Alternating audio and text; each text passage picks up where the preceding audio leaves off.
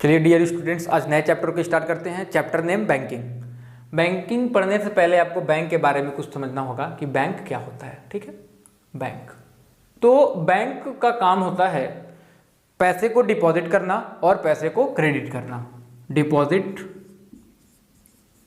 Deposit और दूसरा काम जो ये क्रेडिट। ठीक है, यानी अगर हमारे पास बहुत सारे पैसे हो जाएं और हमें बैंक में पैसे डिपॉजिट करना होता है। ठीक है, बैंक डिपॉजिट करने के दो फायदे होते हैं। पहली बात तो ये होता है कि आपके जो पैसे हो जाते हैं वो सेफ हो जाते हैं, और दूसरी बात ये हो जाती है कि आपको कुछ बदले में इंटरेस्ट भी मिलती है। तो इसलिए हम बैंक में जाके पैसे को डिपॉजिट करते हैं। और क्रेडिट कब करते हैं? आपको पैसे की कहीं ज़रूरत पड़ जाती है तो आप बैंक से पैसे को क्रेडिट भी करते हैं। अब बात करते हैं, आपको इस चैप्टर में जो पढ़ना है वो डिपॉजिट के बारे में पढ़ना है और एक स्पेशल टाइप के डिपॉजिट के बारे में पढ़ना है। तो हम समझते हैं पहले ये डिपॉजिट है क्या और ये डिपॉजिट कितने तरीके के होते हैं। तो डिपॉजिट हम देखते हैं। डिपॉजिट जो है ये दो तरीके का है। एक को हम कहते हैं फिक्स डिपॉजिट और जो सेकंड इसको कहते हैं रेकरिंग डिपॉजिट। यानी डिपॉजिट जो होता है ये दो तरीके का होता है। एक होता है फिक्स डिपॉजिट और सेकंड होता है रेकरिंग डिपॉजिट। फिक्स डिपॉजिट में क्या होता है, मान लेते हैं आपके पास बहुत सारे पैसे थे और इकट्ठे आपके पास पैसे थे और आपको उसको सेव करना था, तो आप बैंक के पास जाते हैं और बैंक के पास जाके पैसे को डिपॉजिट कर देते हैं। उसके बाद आप बैंक में दोबारा से पैसे डिपॉजिट नहीं करते हैं। तो इस टाइप के डिपॉजिट को हम कहते हैं फिक्स डिपॉजिट। फिक्स डिपॉजिट का मतलब इतना सा है कि आप जो पैसा आपको बैंक में जमा करना है वो एक ही बार में आपने वहां जाके जमा कर दिया। दूसरा जो डिपॉजिट था जिसको हम रेकरिंग डिपॉजिट कहते हैं, ये एक अलग टाइप का डिपॉजिट है और इस चैप्टर में आपको रेकरिंग डिपॉजिट के बारे में ही पढ़ना है। मान लिया आपके पास कुछ पैसे थे, आपके पास अभी 2000 रुपये थे, आपने बैंक में जाके जमा कर दिया। फिर अगले महीने में 2000 रुपये बैंक के पास जाके जमा कर दिया। फिर अगले महीने में 2000 रुपये बैंक में जाके जमा कर दिया। तो इस टाइप के जो डिपॉजिट होते हैं, इस टाइप के डिपॉजिट को हम रेकरिंग डिपॉजिट कहते हैं। रेकरिंग डिपॉजिट में क्या होता है बच्चों, हम बैंक के पास जाते हैं और हर महीने वहां पे कुछ पैसे डिपॉजिट करते हैं। अब वो जो कुछ पैसा होता है ये फिक्स होता है, यानी अगर आप पहले महीने में 1000 रुपये बैंक को डिपॉजिट किए तो हर महीने में आप 1000 रुपये डिपॉजिट करेंगे और इस टाइप के डिपॉजिट को हम रेकरिंग डिपॉजिट कहते हैं। ठीक है, फिक्स डिपॉजिट में ऐसा नहीं था। फिक्स डिपॉजिट में जो भी पैसा आपको सबमिट करना था, जो भी पैसा आपको डिपॉजिट करना था, वो आपने एक ही बार में बैंक को डिपॉजिट कर दिया। लेकिन रेकरिंग डिपॉजिट में ऐसा नहीं होता है। रेकरिंग डिपॉजिट का एक और नाम है जिसको कुमुलेटिव डिपॉजिट भी कहते हैं। यहीं पे मैं लिख देता हूं कुमुलेटिव डिपॉजिट, यानी रेकरिंग डिपॉजिट का जो दूसरा नाम है उसको हम कुमुलेटिव डिपॉजिट भी कहते हैं। ठीक है, तो अब हम रेकरिंग डिपॉजिट से रिलेटेड कुछ टर्म्स के बारे में पढ़ते हैं। रेकरिंग डिपॉजिट, हेडिंग है रेकरिंग डिपॉजिट। रेकरिंग डिपॉजिट में आपको पढ़ना होगा सबसे पहला मंथली इंस्टॉलमेंट। मंथली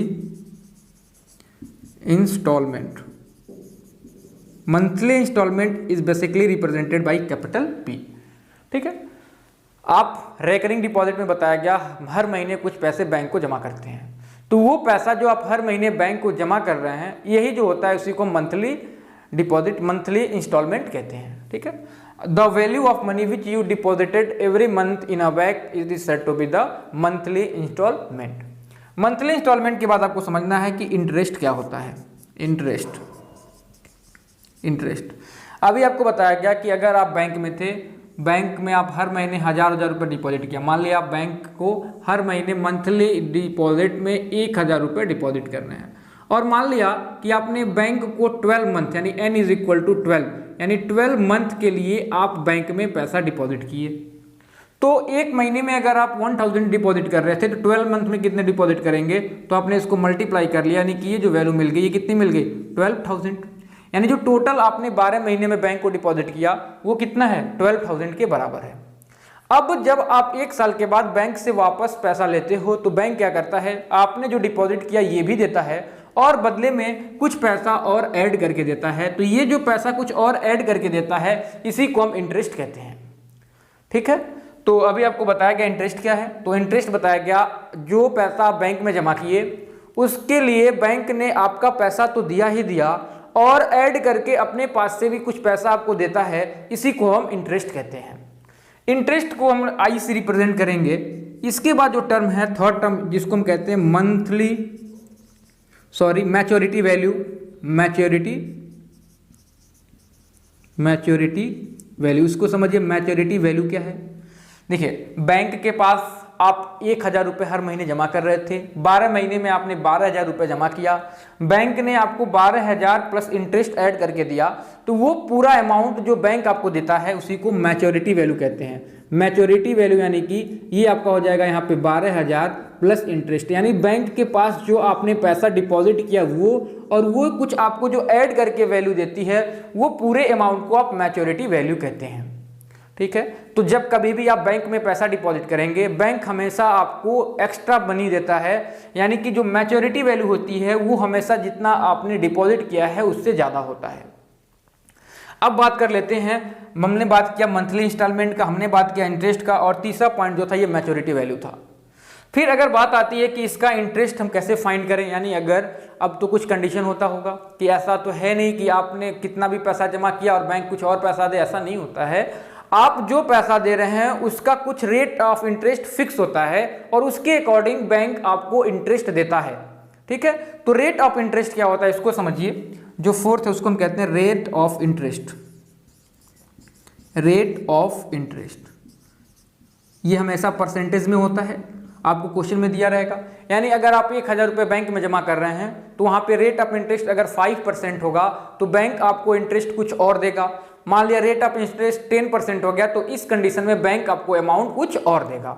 तो अभी आगे क्वेश्चन में समझ में आएगा रेट ऑफ इंटरेस्ट क्या है और इससे इंटरेस्ट पे और मैच्योरिटी वैल्यू पे कैसे डिफरेंस आता है, इसको आपको अभी आगे पता चलेगा। फिर हम बात कर लेते हैं रेट ऑफ इंटरेस्ट के बाद कि ये जो इंटरेस्ट था इसको हम कैसे फाइंड करें। तो इंटरेस्ट का बहुत सिंपल सा फॉर्मूला है, और इंटरेस्ट का जो सिंपल सा फॉर्मूला है इसको देखिए, आपने सिंपल इंटरेस्ट में पढ़ा होगा, क्लास 9th में सिंपल इंटरेस्ट पढ़ा होगा, P into R into T upon 100। ठीक है, और आपने कंपाउंड इंटरेस्ट भी पढ़ा होगा। ये जो कंपाउंड इंटरेस्ट होता है ये होता है, इसके लिए फॉर्मूला होता है amount is equal to principal 1 plus R upon 100 to the power T. और अगर आपको सिंपल कंपाउंड इंटरेस्ट फाइंड करना है तो आप अमाउंट में से प्रिंसिपल को माइनस कर दोगे और अमाउंट की वैल्यू यहाँ पे दी गई है P 1 plus R upon 100 power T minus P दोनों में था, P को कॉमन ले लिया तो यहाँ से कंपाउंड इंटरेस्ट की जो फॉर्मूला आता था ये 1 plus R upon 100 power T minus 1 ये फॉर्मूला आता था, जिसकी सहायता से आप किसी भी कंपाउंड इंटरेस्ट को फाइंड कर सकते थे। लेकिन इस चैप्टर में जो इंटरेस्ट है ये ना तो कंपाउंड इंटरेस्ट है ना तो सिंपल इंटरेस्ट है। ये इंटरेस्ट का फॉर्मूला बिल्कुल अलग होता है। इस इंटरेस्ट का फॉर्मूला देखिए, आप इसमें इसका भी यूज नहीं करेंगे, आप इसमें इसका भी यूज नहीं करेंगे। तो इसका जो सिंपल इंटरेस्ट का फॉर्मूला है, जो इंटरेस्ट है ये होता है P into n plus 1 into R upon 2 into 12 into 100, ये फॉर्मूला होता है इंटरेस्ट का। यानी अगर आपको मंथली इंस्टॉलमेंट पता हो जाए, P क्या है, वेयर, इसको मैं लिख देता हूं where P is monthly instalment, यानी जो P है ये क्या है, मंथली इंस्टॉलमेंट है। N क्या है, नंबर ऑफ मंथ। आपने जब सिंपल इंटरेस्ट पढ़ा होगा तो उसमें जो T लेना होता है वो ईयर लिया जाता है। कंपाउंड इंटरेस्ट में पढ़ा होगा, इसमें भी जो T लिया जाता है ये ईयर होता है, लेकिन इस वाले में जो N है ये नंबर ऑफ मंथ को रिप्रेजेंट करेगा। यानी अगर आपके क्वेश्चन में ईयर में दिया होगा तो पहले आप उसको मंथ में कन्वर्ट करेंगे। दूसरी बात आती है R जो होता है ये रेट ऑफ इंटरेस्ट है, रेट ऑफ इंटरेस्ट, और ये जो वैल्यू दी गई है ये तो सारे क्वेश्चन में फिक्स होगा। तो इस फॉर्मूले से आप रेकरिंग डिपॉजिट वाले क्वेश्चन के इंटरेस्ट को फाइंड करेंगे। ठीक है, अगला जो फॉर्मूला है वो है मैच्योरिटी वैल्यू के लिए। तो मैच्योरिटी वैल्यू का जो फॉर्मूला होता है ये होता है P into n plus I। P क्या है, मान लिया आपने बैंक में जो पैसा हर महीने जमा किया वो 1,000 रुपये था, तो ये जो P होगा यहाँ पे 1000 के बराबर हो जाएगा। N क्या है, नंबर ऑफ मंथ, यानी P into number of month plus interest, यानी ये जो पैसा था ये आपने डिपॉजिट किया और ये इंटरेस्ट जो बैंक ने आपको दिया, इन दोनों को आप ऐड कर दिए तो ये मैच्योरिटी वैल्यू के बराबर मिली। तो आपको इस पूरे चैप्टर में बस 2 फॉर्मूले से डील करना है।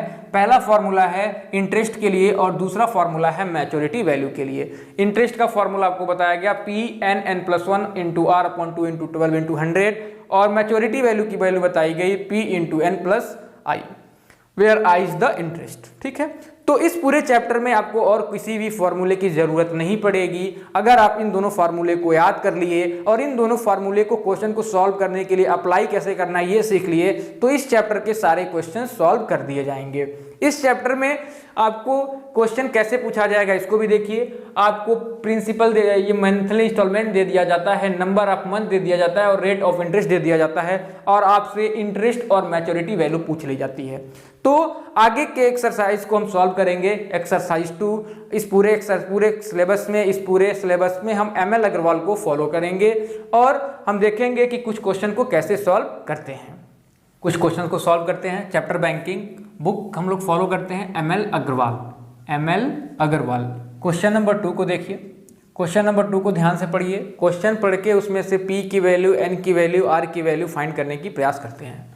तो इसमें कहा गया Sonia had a recurring deposit account in a bank and deposited ₹600 per month. यानी सोनिया का एक रिकरिंग डिपॉजिट है जो 600 रुपये पर महीने वो बैंक में जमा करती हैं। तो यहाँ से ये पता चल रहा है कि जो P की वैल्यू है जिसको हम मंथली इंस्टॉलमेंट करते हैं ये आपकी 600 के बराबर दी हुई है। ठीक है बच्चों। फिर कहा गया for per month for 2.5 year, यानी जो ईयर की दी गई है ये दिया गया 2.5 ईयर। तो पहले आप इसको मंथ में कन्वर्ट करिए तो 2 × 12 यानी कि 24 मंथ हो गए, और ये हाफ ईयर का 6 मंथ और ऐड हो गया, यानी कि जो टोटल N की वैल्यू आ गई ये आपकी 30 के बराबर आ गई। तो आपने P की वैल्यू 600 लिखा, N की वैल्यू जो लिख दी यहाँ पे 30, क्योंकि N जो होता था वो नंबर ऑफ मंथ होता था। इसके बाद कहा गया if the rate of interest was 10%, यानी कि जो रेट ऑफ इंटरेस्ट था वो 10% था, find the maturity value of this account, यानी जो रेट ऑफ इंटरेस्ट R की वैल्यू दी गई है अगर ये 10% है तो आपको मैच्योरिटी वैल्यू फाइंड करनी है। तो आपने पढ़ा होगा मैच्योरिटी वैल्यू का जो फॉर्मूला है, maturity value is equal to P × N + I, और इंटरेस्ट का जो फॉर्मूला था ये था P × N in bracket N+1 × R upon 2 × 12 × 100। यहाँ से आप इंटरेस्ट की वैल्यू फाइंड करेंगे। तो जो फॉर्मूले से पहले इंटरेस्ट की वैल्यू फाइंड कर लेते हैं, फिर इस फॉर्मूले में पुटअप करके हम मैच्योरिटी वैल्यू फाइंड करने का प्रयास करेंगे। तो इंटरेस्ट के लिए हमने फॉर्मूला लिखा P की वैल्यू कितनी दी गई है क्वेश्चन में प्यारे बच्चों 600, तो आपने यहाँ 600 कर दिया। N की वैल्यू कितनी है 30, तो आपने यहाँ 30 कर दिया। दूसरे ब्रैकेट में 30 + 1 × रेट की वैल्यू दी गई है 10 अपॉन 2 × 12 × 100, ऐसा फॉर्मूला था, वहां से हम लोगों ने इसको लिखा। अब ये जो 100 वैल्यू है इससे कैंसिल हो गई, 6 से आपका ये 2 बार में कैंसिल हो गया, 2 से ये 5 बार में कैंसिल हो गया, और 2 से ये 15 बार में कैंसिल हो गया, यानी कि जो इंटरेस्ट की वैल्यू मिली ये मिली 15 × 5, 15 × 5 और ब्रैकेट में 30 + 1, यानी कि जब इसको आप ऐड कर देंगे तो ये 31 के बराबर होगा। तो इसको आपने फाइंड करना है, तो आपने कर दिया 15 का मल्टीप्लाई 5 से किया तो 15 15 जा 75, 15 5 जा 75 और इंटू 31। आप इसको मल्टीप्लाई करेंगे, यहाँ से आपको इंटरेस्ट की वैल्यू मिलेगी। तो मल्टीप्लाई कर लेते हैं 75 × 31, 1 5 जा 5, 1 7 जा 7, 3 5 जा 15, कैरी 1, 3 7 जा 21 और कैरी 1 मिलके 22। तो ये 5 7 5 12, कैरी 1 2 1 3 और 2, ये आपको इंटरेस्ट की वैल्यू मिल रही है प्यारे बच्चों। तो अब इंटरेस्ट की वैल्यू आपने फाइंड कर ली, आपको P की वैल्यू पता है, N की वैल्यू पता है, इस वाले फॉर्मूले से मैच्योरिटी वैल्यू फाइंड कर सकते हैं। तो आपने लिखा maturity value is equal to, यहाँ से इस फार्मूले का यूज करेंगे। तो जो P की वैल्यू कितनी दी गई है 600, N की वैल्यू कितनी थी तो 30 थी, और इसमें आपने ऐड कर देना है इंटरेस्ट जो कि 2325 के बराबर है। तो आप इसको जब मल्टीप्लाई करेंगे तो 6 3 जा 18 हो गया, और ये आपके 3 जीरो थे तो आपने 3 जीरो को ऐड कर लिया और ये 2325, यानी यहाँ से जो आपको मैच्योरिटी वैल्यू मिला, 0 में 5 को ऐड किया 5, 0 में 2 को ऐड किया 2, 0 में 3 को ऐड किया 3, और 8 2 10 हो गया, कैरी 1 और ये हो गया 2, यानी ये जो आपकी मैच्योरिटी वैल्यू फाइंड करनी थी उसकी वैल्यू ₹20,325 के बराबर आ गई। तो आपने देखा इस क्वेश्चन में पहले हम P की वैल्यू, N की वैल्यू और R की वैल्यू को लिख लिए। इसके बाद हम लोगों ने इंटरेस्ट के लिए फॉर्मूला लगा के इंटरेस्ट की वैल्यू फाइंड कर ली, और फिर मैच्योरिटी वैल्यू के फार्मूले से आपने मैच्योरिटी वैल्यू फाइंड किया। अगले क्वेश्चन की तरफ चलते हैं, क्वेश्चन नंबर 4। काफ़ी इजी क्वेश्चंस होंगे आपके पास। इस चैप्टर में बस दो फॉर्मूले हैं। पहला फॉर्मूला इंटरेस्ट के लिए है, दूसरा फॉर्मूला मैच्योरिटी वैल्यू के लिए है। तो अगले क्वेश्चन को देखते हैं। क्वेश्चन नंबर 4, बुक हम फॉलो करते हैं MN अग्रवाल। चलिए क्वेश्चन नंबर 4 देखिए क्या है। क्वेश्चन नंबर 4 कहा गया Hanif has a cumulative bank account. आपको बताया गया कम्युलेटिव बैंक अकाउंट का मतलब होता है रेकरिंग डिपॉजिट, यानी ये भी रेकरिंग डिपॉजिट को ही रिप्रेजेंट करता है। एंड डिपॉजिटेड ₹600 पर मंथ, यानी यहाँ पे भी जो प्रिंसिपल की वैल्यू दी गई है ये 600 के बराबर दी गई है। तो आपने यहाँ लिख दिया P की वैल्यू जो दी गई है ये 600, आपने आगे सिंबल लगा दिया ₹600 per month for a period of 4 years, यानी 4 साल के लिए इन्होंने जमा किया। तो अगर n की वैल्यू करें तो 12 × 4 यानी 48 मिल गया, यानी यहाँ से आपने n की वैल्यू लिख दी 48। बताया गया था n की वैल्यू जो होती थी ये नंबर ऑफ मंथ होता था, यहाँ से आपने 12 को मल्टीप्लाई किया तो नंबर ऑफ मंथ पता चला।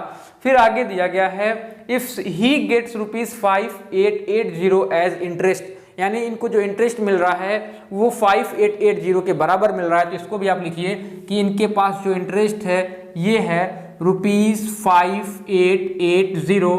तो आपको ये पूछा जा रहा है if he gets ₹5880 at the interest at the time of maturity as interest, यानी ये इनको इंटरेस्ट मिला at the time of maturity, find the rate of interest. ठीक है बच्चों, तो क्वेश्चन में डायरेक्ट दिया हुआ था कि ये इनका इंटरेस्ट है, क्वेश्चन में दिया हुआ है 5880 एज इंटरेस्ट, यानी ये जो वैल्यू दी गई है इंटरेस्ट की वैल्यू दी गई है। तो आपसे ये पूछा जा रहा है find the rate of interest, यानी आर की वैल्यू क्या होगी, यानी आपसे पूछ लिया गया कि आर की वैल्यू क्या होगी। तो आपने देखा कि इंटरेस्ट का जो फॉर्मूला था ये था P × n+n+1 × r अपॉन 2 × 12 × 100, ये इंटरेस्ट का फॉर्मूला था। आपको क्वेश्चन में इंटरेस्ट की वैल्यू दी गई है, आपको क्वेश्चन में P की वैल्यू दी गई है, N की वैल्यू दी गई है, R की वैल्यू नहीं पता है और नीचे के सारे वैल्यू पता है। तो सारे वैल्यूज इस इक्वेशन में पुटअप करके आप इजिली R की वैल्यू फाइंड कर सकते हैं। तो आइए देखते हैं I की वैल्यू कितनी दी गई है। इंटरेस्ट जो था ये 5880, प्रिंसिपल दिया हुआ है 600, आपने यहाँ 600 कर दिया प्यारे बच्चों। N की वैल्यू 48 ब्रैकेट में 48 + 1, रेट की वैल्यू नहीं पता था, आपने R उसको रहने दिया और नीचे कर दिया 2 × 12 × 100, आपने मान लिया let the interest be R। अब देखिए ये 00 से ये 00 कैंसिल हो गया, 6 से ये 2 बार में कैंसिल हो गया, 2 से ये 24 बार में कैंसिल हो गया और ये 2 से फिर 12 बार में कैंसिल हो गया। तो आपको यहाँ से मिला 5880 इज इक्वल टू यहाँ पे 12 बचा और ये आपने कर दिया 12 और इन ब्रैकेट 48 में 1 ऐड कर दिया तो 49 मिल गया और ये आपको R मिला। अब ये दोनों वैल्यू जब इधर आएगी तो अपॉन में जाएगी, तो आपने लिख दिया 5880 डिवाइडेड बाई 12 × 49 और इज इक्वल टू R। अब इसको आप सॉल्व करेंगे तो यहाँ से आपको R की वैल्यू मिलेगी। तो कैसे सॉल्व करें जरा देख लेते हैं। ये 6 से 2 बार में कैंसिल हो जाएगा, 6 को इससे हम कैंसिल करने का प्रयास करते हैं, पहले 2 से करते हैं। तो 2 से ये 6 बार में, 2 से ये 2 2 = 4 कैरी 1, यहाँ 1 बचा 18 यानी 9 बार में, यहाँ पे 8 बचा यानी 4 और आगे 0 था तो आपने 0 कर दिया। तो पहले आपने इसे 2 से डिवाइड किया, अभी भी ये 2 से कैंसिल होगा तो फिर आपने इसको कर दिया 3 और फिर आपने इसको जब 2 से डिवाइड किया तो 1, यहाँ पे 9 था, 4 बार में 8 हो जाएगा, यहाँ पे 1 बच गया, 1 और 4 मिलके 14 हो गया, यानी ये 7 हो गया और ये अगेन आपको 0 मिल गया। ठीक है बच्चों, अब देखिए अब यहाँ पे 3 है और यहाँ पे 1470 है, इसकी डिजिट को आप ऐड करिए। अगर इसका डिजिट 3 से डिविजिबल होता है तो पूरा नंबर आपका 3 से डिविजिबल हो जाता है। ये हम लोगों ने क्लास 6 के डिविजिबिलिटी के रूल में पढ़ा था। तो 415 और 5 7 12 यानी कि ये पूरा डिजिट 12 आ गया और 12 3 के टेबल में आ गया, 3 4 12, यानी ये पूरा का पूरा नंबर भी 3 से डिवाइड होगा। तो 3 से ये 1 हो गया और इसको जब आप 3 से डिवाइड करेंगे तो 3 4 12, यहाँ 2 बचा और 2 और 7 मिलके 27, तो 3 9 27 और ये 0 हो गया, यानी आपको मिल गया 490/49 और ये मिल गया R, ये इससे 10 बार में कैंसिल हो गया और आपने R की वैल्यू फाइंड कर ली जो 10 है। तो रेट ऑफ इंटरेस्ट हमेशा परसेंटेज में होता है, तो आपका आंसर हो जाएगा कि जो रेट ऑफ इंटरेस्ट था वो 10% था। तो आपने देखा इस क्वेश्चन को कितने इजी तरीके से आपने सॉल्व किया। आपको रेट ऑफ इंटरेस्ट पूछा गया था, आपने फॉर्मूला लगाया और फॉर्मूले में सारी वैल्यूज को पुटअप करी और इसको सॉल्व किया, तो R की वैल्यू यहाँ 10% के बराबर मिला।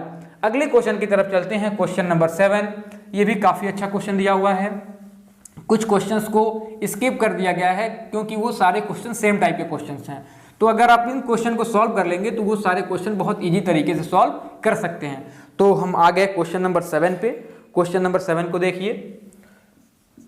क्वेश्चन 7 में कहा गया, Shahrukh opened a recurring deposit account in a bank and deposited ₹800 per month. यानी शाहरुख थे जिन्होंने एक रिकरिंग डिपॉजिट अकाउंट ओपन किया, जिन्होंने हर एक बैंक में ₹800 पर मंथ जमा किया। तो पर मंथ जो पैसे डिपॉजिट करते हैं इसको मंथली इंस्टॉलमेंट कहते हैं और मंथली इंस्टॉलमेंट को हम P से रिप्रेजेंट करते हैं, यानी जो P की वैल्यू दी गई है ये ₹800 दी गई है। तो आपने यहाँ से लिखा P = ₹800। ठीक है प्यारे बच्चों। फिर कहा पर मंथ फॉर 1.5 ईयर, यानी n की वैल्यू की बात करें तो ये 1.5 ईयर दिया हुआ है। तो जब n की वैल्यू फाइंड करेंगे तो कितना हो जाएगा, 1 ईयर में 12 मंथ हो गया और हाफ ईयर में 6 मंथ हो गया, यानी जो पूरी वैल्यू आ गई 18 आ गई। यानी यहां से आपने लिखा n = 18। फिर आगे क्वेश्चन में कहा गया, if he received ₹15,084 eight the time of maturity find the rate of interest per annum. बच्चों बहुत ध्यान से क्वेश्चन पढ़ें। If he receive ₹15,084 eight the time of maturity. बच्चे यहाँ पे कंफ्यूज होते हैं कि ये मैच्योरिटी वैल्यू दी गई है या फिर ये इंटरेस्ट है। तो अगर आप बैंक में पैसा जमा कर दिए और लास्ट में आप टाइम ऑफ मैच्योरिटी पे जाएंगे तो बैंक आपको इंटरेस्ट नहीं देता है, इंटरेस्ट के साथ जो आपने पैसा डिपॉजिट किया था वो सारा देता है। यानी ये जो वैल्यू दी गई है ये मैच्योरिटी वैल्यू दी गई है। पिछले क्वेश्चन में कहा गया था कि ये इंटरेस्ट दिया हुआ है, लेकिन इस वाले क्वेश्चन में ये टाइम ऑफ मैच्योरिटी पे इतनी वैल्यू आपको मिल रही है, यानी ये जो वैल्यू दी गई है ये मैच्योरिटी वैल्यू दी गई है। इस कंफ्यूजन से दूर रहें, इसको इंटरेस्ट की तरह ट्रीट ना करें। यानी ये जो मैच्योरिटी वैल्यू दी गई है इस क्वेश्चन में ये दिया हुआ है 15,084, ये आपकी मैच्योरिटी वैल्यू दी गई है। ठीक है बच्चों। अब आपसे पूछा गया है find the rate of interest. तो आपको रेट ऑफ इंटरेस्ट यहाँ पे फाइंड करना है, रेट ऑफ इंटरेस्ट फाइंड करना है। तो सबसे पहले आपको इंटरेस्ट फाइंड करना होगा कि बैंक ने आपको इंटरेस्ट कितना दिया। तो देखिए आपको एक फॉर्मूला बताया गया, maturity value = P × N + I। Maturity value ये दी गई है 15,084। प्रिंसिपल की वैल्यू यहाँ पे 800 दी हुई है, आपने 800 लिख लिया। n की वैल्यू 18 थी, आपने 18 लिखा और ये +i कर दिया। ठीक है। अब यहाँ पे आपने 14084 कर दिया, इसको मल्टीप्लाई करके इधर करेंगे तो माइनस होगा, मल्टीप्लाई कर लीजिए। 8 8 जा 64 कैरी 6, 8 1 जा 8 और 6 14, यानी 18 का मल्टीप्लाई जब आप 8 से करेंगे तो इतना मिल गया और 00 था तो आपने 00 कर दिया, ये इंटरेस्ट की वैल्यू आ गई। फिर से देखिए 8 8 जा 64 कैरी 6, 8 1 जा 8 और 6 14 हो गया और ये 00 था तो आपने 00 कर दिया। अब इसमें से आप इसको माइनस करिए तो 4 में से 0 गया तो ये 4 मिल गया, 8 में से 0 गया तो यहाँ पे 8 मिल गया, ये इसको कैरी दिया 10 मिला, 10 में से 4 गया तो ये 6 मिल गया। इन्होंने एक कैरी दे चुका था, यानी इसमें से आप माइनस करेंगे 4 में से 4 तो ये 0 हो गया और 1 में से 1 गया तो 0 हो गया और ये आपको इंटरेस्ट की वैल्यू मिल गई। यानी जो इंटरेस्ट की वैल्यू मिल गई वो 684 के बराबर मिल गई। लेकिन आपको इंटरेस्ट नहीं पूछा गया था, आपको रेट ऑफ इंटरेस्ट पूछा गया था। तो रेट ऑफ इंटरेस्ट के लिए आपने फॉर्मूला पढ़ा, यहाँ पे आपने पढ़ा I = P × N + 1 × R upon 2 × 12 × 100। Interest की वैल्यू आप यहाँ से यहाँ पुटअप करिए तो ये हो गया 684। प्रिंसिपल की वैल्यू यहाँ पे 800 दी हुई है, आपने 800 कर दिया। n की वैल्यू आपको यहाँ पे 18 दी हुई थी तो 18 और into 18 + 1 into rate percent find करना था और नीचे आपने लिख दिया 2 × 12 × 100। प्यारे बच्चों अब ये 100 से वैल्यू ये 00 कैंसिल हो गया, ये 2 से ये 4 बार में कैंसिल हो गया और इस 4 से ये 3 बार में कैंसिल हो गया और 3 6 जा 18 यानी ये 6 बार में कैंसिल हो गया। तो यहाँ पे आपको मिला 284, यहाँ पे 6 8 में 1 को ऐड करेंगे तो 19 हो गया इंटू आर। अब ये इधर आ गया तो 684 होल डिवाइडेड बाई 6 इंटू 19 और यहाँ से आपको आर की वैल्यू मिल जाएगी। तो इसको आप पहले 2 से देख लेते हैं, तो 2 से ये आपका कैंसिल हो गया 3 बार में, 2 3 जा 6 और इसको आप करेंगे तो ये हो गया 3 4 और ये 2 हो गया। अब ये देखें क्या ये 3 से डिविजिबल होगा, तो इसके डिजिट को आप ऐड करिए तो 3 4 7 to 9 9 3 से डिविजिबल हो गया, यानी ये पूरा नंबर भी 3 से डिविजिबल होगा। तो आपने इसको भी डिवाइड कर देना है, तो ये हो जाएगा 1, यहाँ पे 1 हो गया और ये 4 हो गया, यानी 114 बार में ये डिवाइड हो जाएगा। तो आपको वैल्यू मिली 114 डिवाइडेड बाई 19 और ये आर की वैल्यू हुई। अब इसको आप इससे डिवाइड करिए, डिवाइड करने के बाद जो वैल्यू मिलेगी वही आपको रेट ऑफ इंटरेस्ट होगा। तो देखते हैं क्या ये 19 से डिविजिबल है, तो 19 से डिविजिबल है, इसको देख लेते हैं 19 इंटू 6, तो 6 9 जा 9 6 जा 54 कैरी 5 6 1 जा 6 5 6 1 जा 6 और 5 11, यानी ये 19 से 6 बार में कैंसिल हो जाएगा, यानी यहाँ से जो रेट ऑफ इंटरेस्ट आ गया ये 6% के बराबर आ गया। प्यारे बच्चों देखिए आप इसको इससे डिवाइड करेंगे तो ये 6 बार में डिवाइड हो जाएगा, अपने यहाँ पे करके देख भी लिया मल्टीप्लाई करके, ठीक है। 6 9 जा 54 कैरी 5 6 1 जा 6 5 11, यानी रेट ऑफ इंटरेस्ट जो आ गया यहाँ से 6% के बराबर आ गया। अगले क्वेश्चन को देखते हैं, ये क्वेश्चन नंबर 7 था। अगला क्वेश्चन भी जो दिया गया है कुछ इसी टाइप का दिया हुआ है। अगले क्वेश्चन में आपसे मंथली इंस्टॉलमेंट की बात करी जा रही है, मंथली इंस्टॉलमेंट पूछी जा रही है। तो ये हम लोगों ने क्वेश्चन किया, क्वेश्चन को ध्यान से पढ़िए कि वो जो वैल्यू दी गई है मैच्योरिटी वैल्यू है या फिर इंटरेस्ट है। अगर आप इसको इंटरेस्ट लेके सॉल्व किए होते तो आपका आंसर नहीं आता। तो क्वेश्चन को ध्यान से पढ़िए कि इंटरेस्ट की वैल्यू दी गई है या फिर मैच्योरिटी वैल्यू है। मैच्योरिटी वैल्यू यानी आप कैसे पहचाने, अगर क्वेश्चन में कुछ दिया नहीं हुआ है तो आप मैच्योरिटी वैल्यू ही लेके चलिए। जैसे इस वाले क्वेश्चन में कह दिया गया था 5880 एज इंटरेस्ट, लेकिन यहाँ पे ये बस कहा गया था कि eight the time of maturity. तो जब भी eight the time of maturity होगा तो वो वैल्यू मैच्योरिटी वैल्यू होगी, और अगर इंटरेस्ट दिया रहेगा तो डायरेक्टली आपको इस तरीके से क्वेश्चन में दे देगा कि वो इंटरेस्ट ही है। अगले क्वेश्चन पे चलते हैं, क्वेश्चन नंबर 10। देखिए क्या कहता है क्वेश्चन नंबर 10। क्वेश्चन नंबर 10 में कहा गया मिस्टर आर के नायर गेट्स रुपीज, कितना अच्छा नाम किया हुआ है, मिस्टर आर के नायर, करुण नायर, आर के Nair gets rupees 6455 at the end of 1 year at the rate of 14% per annum in a recurring deposit। अब यहाँ पे इंटरेस्ट नहीं दिया गया है, यानी ये जो वैल्यू दी गई है ये मैच्योरिटी वैल्यू होगी, क्योंकि अगर इंटरेस्ट दिया होता तो आपको इंटरेस्ट क्वेश्चन में उसको कहा होता, यानी ये जो वैल्यू दी गई है ये मैच्योरिटी वैल्यू दी गई है। तो आपने लिखा कि मैच्योरिटी वैल्यू यानी क्वेश्चन में जो मिले उसको पहले लिख लेना है, तो 6455 ये आपकी मैच्योरिटी वैल्यू हो गई। At the end of 1 year, यानी एंड ऑफ 1 ईयर यानी एन की जो वैल्यू है वो 12 हो गई, क्योंकि एक ईयर की बात करी जा रही है। एट द रेट ऑफ 14%, यानी जो रेट ऑफ परसेंट दिया हुआ है ये आपका 14% दिया हुआ है। तो आपसे पूछा जा रहा है account find the monthly instalment, तो मंथली इंस्टॉलमेंट क्या होगी ये आपसे पूछी जा रही है। तो देखिए मंथली इंस्टॉलमेंट का फॉर्मूला क्या है, मंथली इंस्टॉलमेंट यानी आपसे पी पूछा जा रहा है, पी की वैल्यू पूछी गई, ठीक है। तो अभी हमने पढ़ा कि जो मैच्योरिटी वैल्यू की फॉर्मूला होता है ये क्या होता है, maturity value P into N plus I. अब मैच्योरिटी वैल्यू की तो वैल्यू यहाँ पे दी गई है, पी की वैल्यू आपको नहीं गिवन है, एन की वैल्यू भी आपको पता है जो कि 12 है, लेकिन आई की वैल्यू भी आपको नहीं पता है। तो आई की वैल्यू क्या होती है, आई के लिए फॉर्मूला लिख दिया जाए तो maturity value P into N plus P into N plus 1 into R upon 2 into 12 into 100, यानी हमने सिंपल इंटरेस्ट का फॉर्मूला लिख दिया। अब जो भी वैल्यूज दी गई हैं आप इस इक्वेशन में पुटअप करिए। मैच्योरिटी वैल्यू की वैल्यू 6455, तो आपने लिख दिया 6455। पी प्रिंसिपल कितना दिया हुआ है भाई, प्रिंसिपल जो दी गई है वो आपको पता ही नहीं है तो आपने पी मान लिया। एन की वैल्यू 12 थी प्लस पी आपको नहीं पता है, 12 into 13 into 14 upon 2 into 12 into 100। देखिए क्या किया गया, इस पर बहुत परेशान होने की जरूरत नहीं है बच्चों। ये 13 एन में 12 में 1 को ऐड करके मैंने इस बार डायरेक्टली लिख दिया, ठीक है। अब इस वाले 12 से ये 12 कैंसिल हो गया और ये 2 से ये 7 बार में कैंसिल हो गया, और कुछ तो कैंसिल होने वाला नहीं है, तो आपने लिखा 6455 और 12 में p का मल्टीप्लाई हुआ तो ये 12p हो गया प्लस 7 और 13 मिल रहा है यहाँ पे। तो अगर इसको देखा जाए तो 13 7 जा 7 3 जा 21 कैरी 2 7 1 जा 7 2 90 यानी कि 13 7 जा 91 और यहाँ पे P लिखा हुआ है और नीचे कितना दिया हुआ है 100 दिया हुआ है।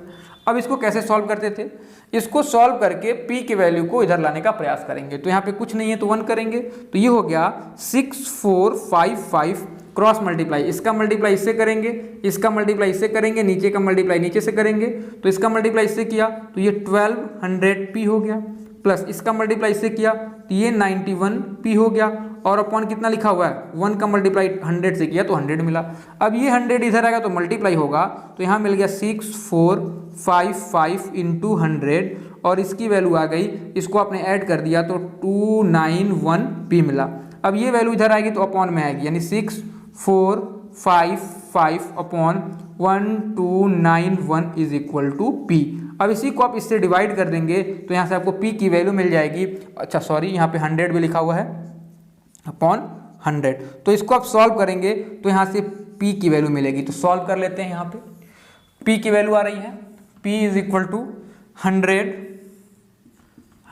Into 6455 upon 1291। तो देखिए क्वेश्चन ऐसा दिया हुआ है कि अब ये इससे कैंसिल हो जाएगा, कितनी बार में कैंसिल होगा इसको देखिए 12 5 जा 60 यानी हमको लगता है ये इससे 5 बार में कैंसिल होगा। तो मल्टीप्लाई करके देख लेते हैं ना, इसको अगर 5 से मल्टीप्लाई करें, अब मल्टीप्लाई करने पे इतना आ गया यानी कि इसको 5 बार में डिवाइड कर जाएगा तो 91 इंटू 5 तो 5 1 जा 5 कैरी एक भी नहीं मिला, 5 9 जा 45 कैरी 4 5 2 जा 10 और 4 14 कैरी 1 5 1 जा 5 6 यानी इतना आ गया, यानी ये इसको 5 बार में कैंसिल कर दिया। यानी जो P की वैल्यू आ गई 100 इंटू 5 यानी कि 500 के बराबर आ गई, यानी जो मंथली इंस्टॉलमेंट की बात करी गई थी वो आपका 500 ही होगा।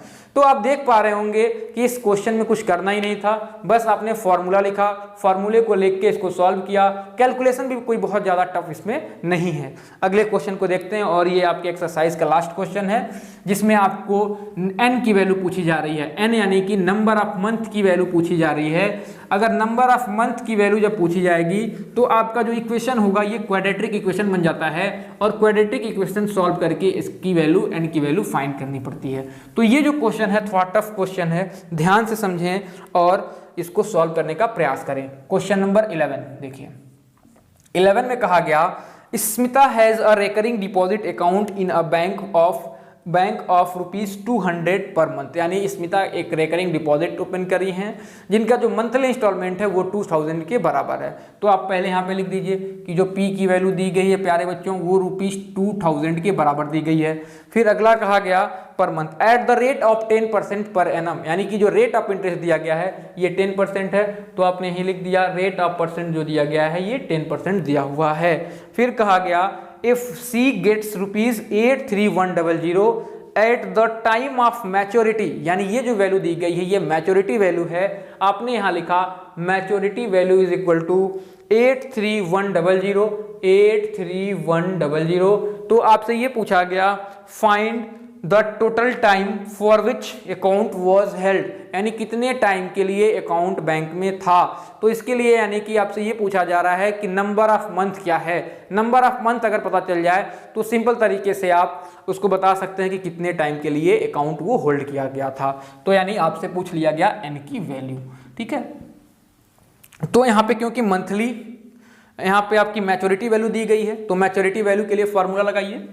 तो मैच्योरिटी वैल्यू का बच्चों फॉर्मूला क्या है P into N plus I, और I की वैल्यू क्या होती है maturity value P into N, I की वैल्यू होती है P n in bracket n plus 1 upon और इंटू 2 इंटू 12 इंटू 100, सारी वैल्यू पुटअप करिए। मैच्योरिटी वैल्यू 83100, P की वैल्यू नहीं पता, P की वैल्यू पता है 2000, ठीक है। n की वैल्यू नहीं पता है छोड़ दिया, P फिर से 2000 पुटअप कर दिया, n नहीं पता है n प्लस 1 छोड़ दिया, रेट आपका 10% था 10% कर दिया अपॉन 2 इंटू 12 इंटू 100, ठीक है बच्चों। 00 से ये 00 कैंसिल हो गया, 2 से ये 5 बार में कैंसिल हो गया, ठीक है। 2 से ये 5 बार में कैंसिल हो गया, 2 से ये 10 बार में 2 से ये 6 बार में, फिर 2 से ये 5 बार में और 2 से ये 3 बार में कैंसिल हो गया।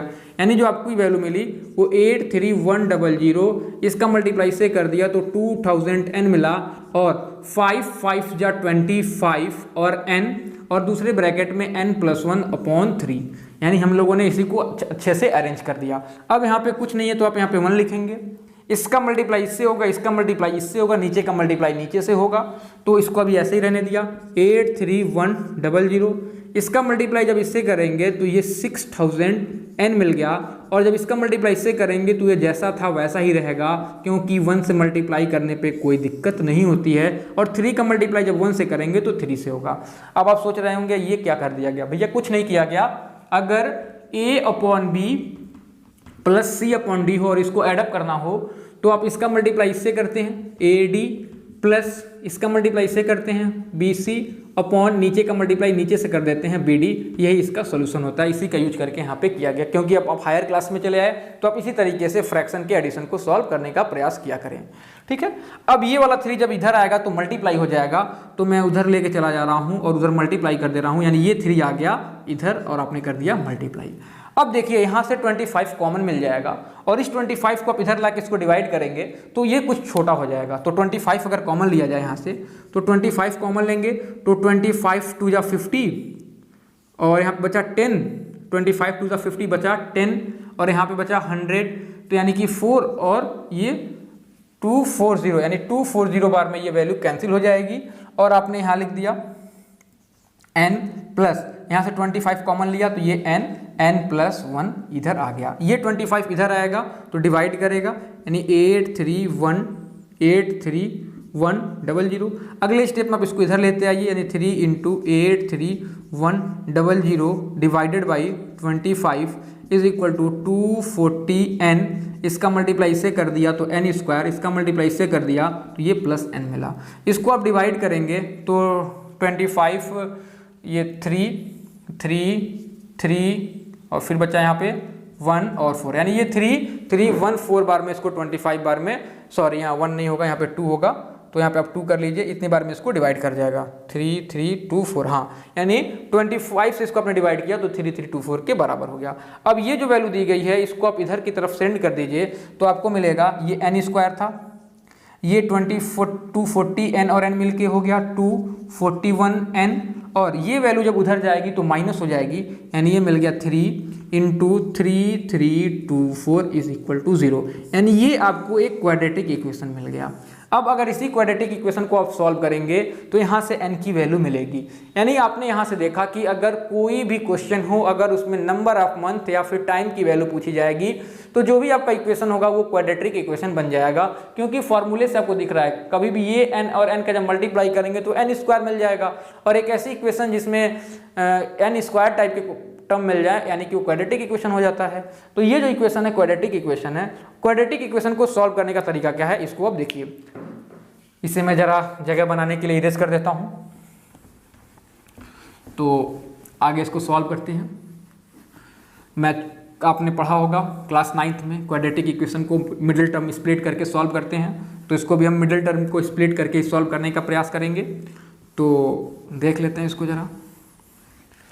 ये दिया हुआ है n² plus 241n minus 3 × 3324 is equal to 0। अब क्या करना भाई, इसको ऐसे ब्रेक करना है कि माइनस करने पे 241 के बराबर आ जाए। तो इस वाले का हम प्राइम फैक्टराइजेशन करते हैं, तो ये हो गया 3 3 2 4, पहले ये 2 से कैंसिल होगा, 2 से ये 1 बार में हो गया, बचा 1, यहाँ पे 3 था यानी 13, यानी 6 बार में, फिर 6 बार में और 2 बार में, फिर ये 2 से होगा, तो 2 से होगा तो ये 8 बार में हो गया, ये 3 बार में हो गया, ये 1 बार में हो गया। अब ये 2 से नहीं होगा क्योंकि पहला वाला डिजिट 24680 नहीं है, तो अब 3 से करेंगे, 3 से करेंगे तो 3 2 जा 6, 3 2 जा 6, बचा 2 और 3, 3 7 जा 21, फिर 2 बचा यानी 21, फिर ये इतना हम लोगों ने कर दिया। अब आपको इसको ब्रेक करना था, यानी आप लिख सकते हैं इसको 3 × 3 3 2 4 को लिख सकते हो, ये वाला 3 और इसके जगह पे इन 3 वैल्यू को पुटअप कर दिया और इसको 277 को 1 कर दिया, तो ये हो गया 2 × 2 × 3 × 2 77।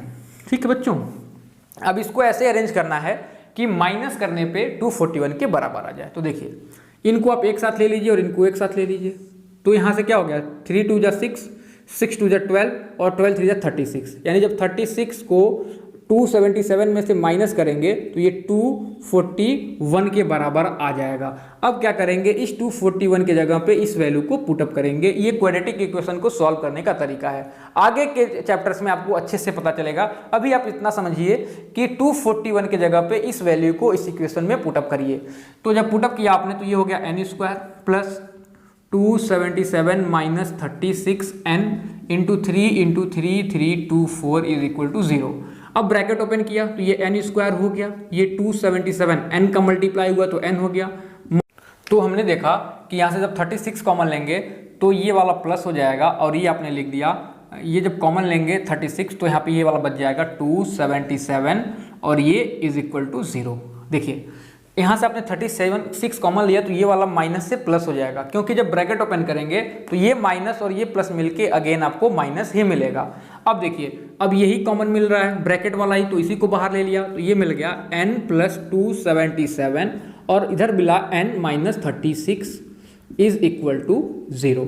अब n प्लस 277, अब कोई दो नंबर का अगर प्रोडक्ट 0 हो तो क्वाड्रेटिक इक्वेशन हमने सीखा था कि ये वैल्यू 0 के बराबर होगी और ये वैल्यू भी 0 के बराबर हो सकती है। तो आपने यहाँ से लिखा n plus 277 is equal to 0 और n minus 36 is equal to 0। यहाँ से जो n की वैल्यू आएगी ये माइनस 277 आ गया और यहाँ से जो n की वैल्यू मिल रही है ये 36 आ रही है। जो n होता है ये होता है नंबर ऑफ मंथ। क्या नंबर ऑफ मंथ कभी नेगेटिव में आ सकता है? क्या आप कभी बैंक में -10 महीने के लिए या फिर माइनस के मंथ्स में पैसे को सबमिट करते हैं? तो आंसर होगा नो। यानी जो n की ये वाली वैल्यू है ये आप नेग्लेक्ट कर देंगे और n की वैल्यू 36 आपका आंसर हो गया।